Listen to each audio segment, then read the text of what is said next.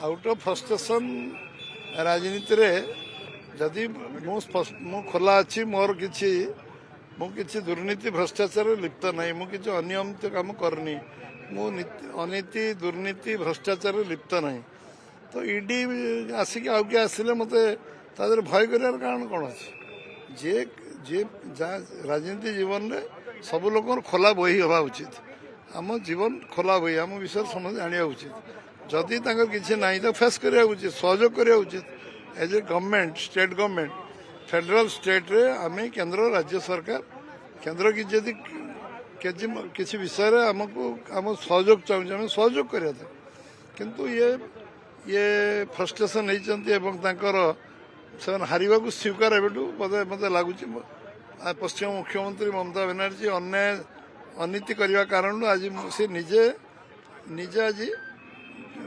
गोटे फ्रस्ट्रेशन दिन काटुंट डिमोरालाइज होती निश्चित भाव में ये निर्वाचन भारतीय जनता पार्टी सपक्ष जाऊँगी एक जना सरला से पश्चिमबंग गोटे परिवर्तन लोक चाहते लोक ममता बनर्जी सांगे ना मुख्यमंत्री सांगे ना एक स्पष्ट हो गला से सी एभली औषध रागर ताटिया कामुड़ा भाई कार्य करा गणतंत्र आदौ शुभंकर नुह।